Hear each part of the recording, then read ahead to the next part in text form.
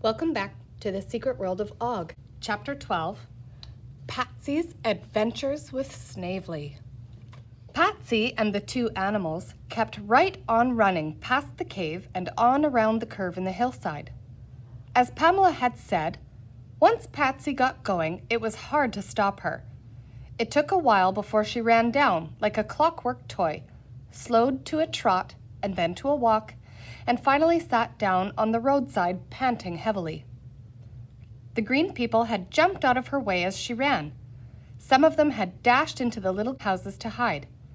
For certainly Patsy made a strange sight, with her pigtails flying behind her and the two strange animals dashing along beside her, and Snavely the garter snake sticking his tongue out at everyone. When Patsy sat down, the street was empty.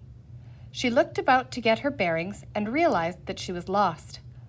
She had dashed right through the village, or more properly, around it, and was now somewhere on the far side. In the distance, she could see the cataract tumbling from the black hole high up in the cliffside, and so she decided that was as good a place as any to head for. On the way, she told herself, she might just have an adventure. "Come on, Yukon King. Come on, Earless," she said.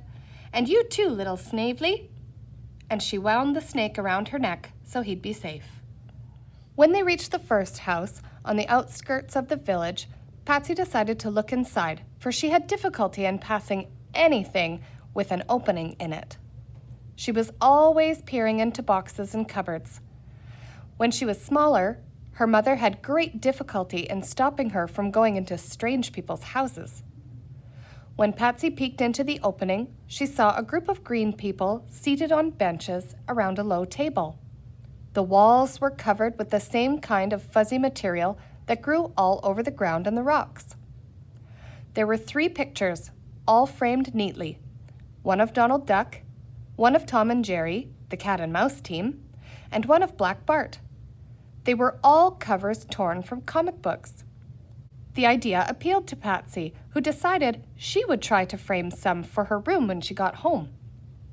The green man at the head of the table was carving half of a giant mushroom, rather like a turkey, and Patsy could smell the delicious odor of roast mushroom pervading the small room. It was more than mushroom she smelled, for the Og family was actually enjoying that great delicacy, roast shoulder of mushroom with wild rabbit sauce. All the little Ogs were holding up their tiny plates, their big round eyes glowing in anticipation, while the father Og was carefully cutting large slices of mushroom and ladling out generous portions of sauce. The smallest Og had already got his portion and was digging into it voraciously when the mother Og rapped his knuckles. Patsy couldn't be sure whether it was because he was eating with his fingers or because he had started before the rest were served. She sympathized with the small Og on both counts, since these were 2 crimes of which she had on many occasions been guilty. The little Og looked abashed and began to sniff a bit, and then, when no one was looking, stuck his small green finger into the sauce and licked it. A second small Og caught him at it and began to point and whisper and cry, "Og!" whereupon he got his knuckles rapped. By this time, Patsy had craned her head so far through the opening that Snavely, who was still curled around her neck, dropped off, landed on the table, and tried to taste some of the rabbit sauce. One of the Ogs saw him, pointed and screamed, and tumbled backwards off his chair. The other Ogs looked up in surprise, and as each one saw Snavely, they scrambled from their seats, squealing and stumbling over each other as they fled out a back entrance. Only the smallest and hungriest of the Ogs stayed where he was. He began to gobble mushroom greedily, moving down the table to where the great platter sat and biting huge chunks off it, shoving the equally hungry Snavely to one side. When Patsy picked up Snavely, the little Og paid no attention at all, but kept on eating as if his life depended on it. It was the first time, and the last, that he'd ever been left alone with half a mushroom smothered in rabbit sauce. As the little Og refused to make conversation, Patsy squeezed back out the little door and sauntered across the street into a much larger building. Here was a broad but empty room with rows of small seats and, at one end, a play blackboard, very similar to one which she herself had owned. On the blackboard was some writing in chalk. Og plus Og equals Og. Og minus Og equals Og. And again, Og multiplied by Og equals Og. Og divided by Og equals Og. And the square root of Og is also Og. This, though Penny of course didn't realize it, was the entire year's arithmetic course at the Og school. As it had been recess for the past 5 months, however, the school was unoccupied. It all looked very boring, and so, absently swinging Snavely by the tail, Patsy walked back into the street and followed it down to a large open space. This appeared to be some sort of market, for there were stalls set up along the sides with articles for sale. The marketplace was in a state of confusion. Little green people, many of them grotesquely dressed, were rushing about in every direction as if in panic. The stall keepers were shutting up their stalls and running about with their arms loaded with merchandise, much of it spilling on the ground. In their alarm, the little people clogged the street openings that led into the square, climbing over one another in their haste to leave. Some even rushed down and jumped into the river, which flowed past a few feet away. At the cave, meanwhile, Penny and the others were facing a threatening crowd. The green people had formed a semicircle at the outside of the cavern, a tight, silent mob dressed in doll's clothes, Zorro capes, cowboy garb, and other queer garments, slowly pressing in upon the children. In the foreground, prone on the velvety turf, lay the body of Captain Hook. "There's going to be trouble," Penny said, "now that we've shot one of them." A low murmur rippled through the crowd. "I don't get it," said Pamela. "That gun won't shoot anything. It hasn't even got caps in it. I don't think he's dead at all. See, he's breathing. Why, he's only pretending." "That's just it," Penny told her. "They're all pretending. They play pretend all day long and every day. But that doesn't change things one bit. They pretend things so much that they get to believe them. And if they believe he's dead and that we're to blame, then they'll get mean." "Well, I think it's just too silly for words," said Pamela. "It's not different, really, from us playing dress-up and having a tea party at Polly's bachelor apartment," Penny told her. "It's sort of fun when we do it. And these poor little things really wouldn't have much fun otherwise. You've got to see it their way." "I suppose so," Pamela said. "But that isn't going to help us right now." The crowd was muttering more and more loudly, and Penny could hear phrases that seemed to come straight out of true cowboy comics. "They shot our boy! Gunned him down in cold blood! Why, he didn't have a chance! Let's get the varmints! Run 'em out of town on a rail! String 'em to the nearest tree! Yeah, let's have ourselves a necktie party! Hanging's almost too good for these rustlers." If only they'd had a copy of Little Women, Penny thought, how much nicer they'd sound. The crowd began to inch forward, growling and chattering. "One more step and I'll fire!" cried Peter, entering into the spirit of the thing. The crowd stopped. "Let's rush him! Careful, he's got a gun. He's a dead shot. Got that poor boy right through the heart. They got the chief, too." "Don't worry about me," cried the chief suddenly, in a thin voice. "I'm willing to die for my country, rush these monsters, and free our land from tyranny." I wonder where he learned all that, Penny thought. He does say it very well. "Get around behind them," somebody shouted. "Can't! They got their backs to the wall." Penny now brandished her water pistol and stepped up beside Peter. "Move back, all of you," she shouted, "or I'll shoot." There was a flurry in the crowd, and everybody edged back a step or so. Looking down the street, Penny could see that the mob was growing larger by the minute. How long, she wondered, could they hold them off? "You'd best give yourselves up," the chief said. "You can't shoot us all." "They only got 8 rounds left atween 'em," somebody else said. "He's already fired 4. That's right, Penny told herself. Peter had gone bang 4 times at Captain Hook. Fairly riddled him, she thought, forgetting it was all pretend. "Come on, boys," cried one of the green men in the front row. "Are we going to let them get away with it? Come on, all together." And so speaking, he rushed forward, the crowd surging behind him. "Bang!" cried Peter, and the man who had spoken dropped to the ground, clutching at his chest. "Bang!" Peter shouted again, and another green man clasped himself by the shoulder. "Winged me! Drat his hide!" this man cried, and kept coming. "Bang!" said Peter again, but nothing happened. "He's out of bullets!" cried a third man. "Bang!" said Penny, pointing her water pistol at him, and he toppled over. But before she had a chance to fire a second time, the mob was upon her, dragging her down. In a few seconds, the 3 children were securely pinioned. The chief, taking command at once, ordered the sheriff released along with the pollywog, who was placed under guard with the others.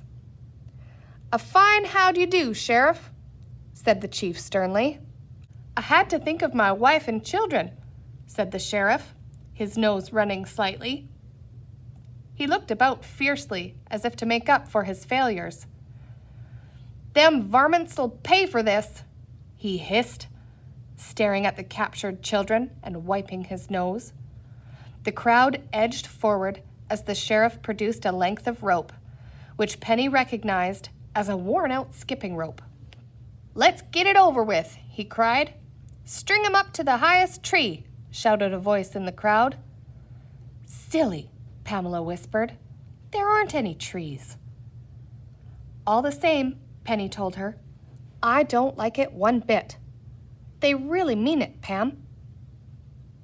"What'll we do?" Pamela whispered.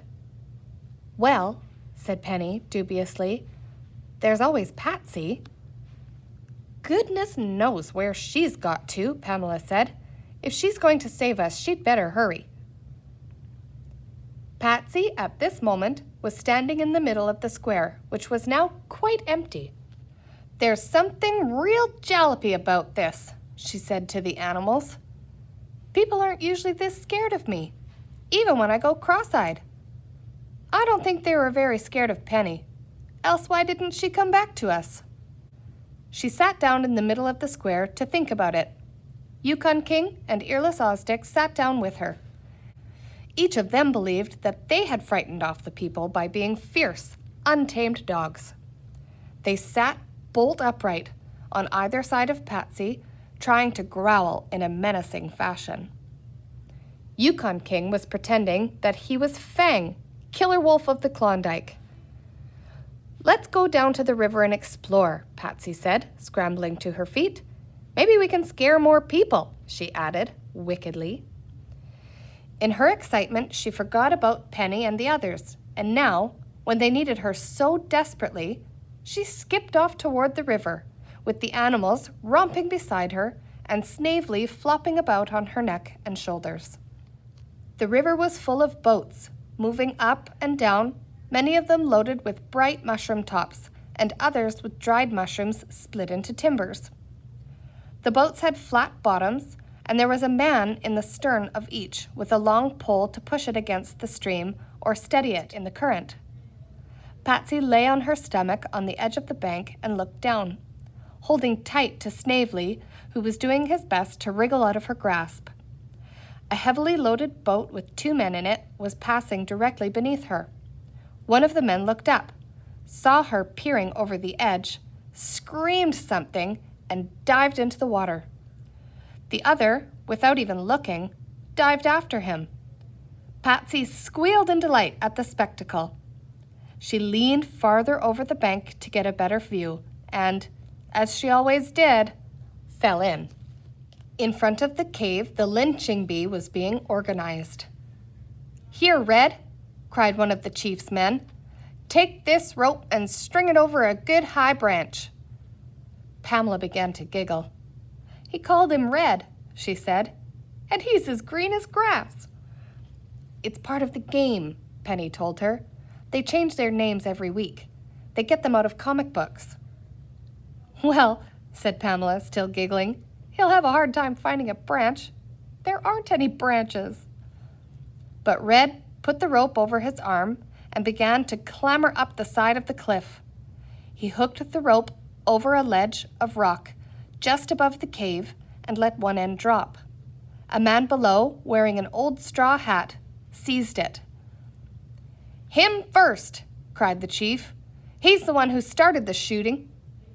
He pointed straight at Peter, who was pushed forward by several hands. "Oh, Pamela, I really think they mean to go through with it," Penny said. "If only Patsy would get here." "They're scared of Patsy for some reason," Pamela told her. "At least the ones up on the hill were." "I'll try to stall them for a few minutes," Penny said. She shouted at the ringleaders. "Aren't you going to give him a trial?" "Trial?" said the sheriff contemptuously, and he pointed at the fallen body of Captain Hook. "Did he have a trial?" There was a murmur from the crowd. "No, sir," cried the sheriff. "None of your Philadelphia lawyers' tricks in this burg. We mean to show you rustlers what true Western justice is." The crowd cheered as he placed the noose around Peter's neck. Patsy wasn't in the least surprised by her sudden tumble. After all, it happened almost every day. She lost her bearings as usual and swam to the far shore before she realized that she was going the wrong way. She could see Yukon King and Earless Ozstick on the other bank running up and down and trying to bark. "Well, Snavely," Patsy said, "I guess we'd better go back by the bridge." But Snavely was no longer around her neck. "Snavely, you bad snake," Patsy said. "Where have you got to now?" There was a motion out in the river, and then she spotted him, a long, slender wriggle of brown swimming strongly in the gentle current. But Patsy could see he was losing the battle with the river. "Don't fight it, Snavely," cried Patsy. "Drift down. I'll fish you out by the bridge." And she headed down toward one of the piers of the little footbridge that spanned the river. There was a great bumping and shoving and chattering going on above her on the bridge. Several green people toppled off the bridge and swam fearfully to shore. Others were looking out into the water and pointing and crying "Og" in trembling voices. Patsy reached into a moored boat and pulled a long mushroom stick off the top of a pile. Then she waded out into the water and hooked Snavely as he came by. As she did so, she could hear, somewhere in the distance, the shouting of a great crowd. As the noose went around Peter's neck, the crowd gave a mighty, bloodthirsty cheer. Penny was desperately trying to remember something she'd read in Lucy Lawless' Girl Rustler. "Just a moment," she shouted. "You ought to give him a chance to make a farewell speech." "It's done all the time," she said. "It's done all the time," she added hastily. And indeed, in the Lucy Lawless incident, that farewell speech had given Lucy just the time she needed to make her getaway. "All right," said the sheriff grudgingly. "Make your speech, but keep it short." "Make it long," Penny whispered to Peter. Peter stepped forward and made his speech. "I don't want to play anymore," he said, and his lower lip began to tremble.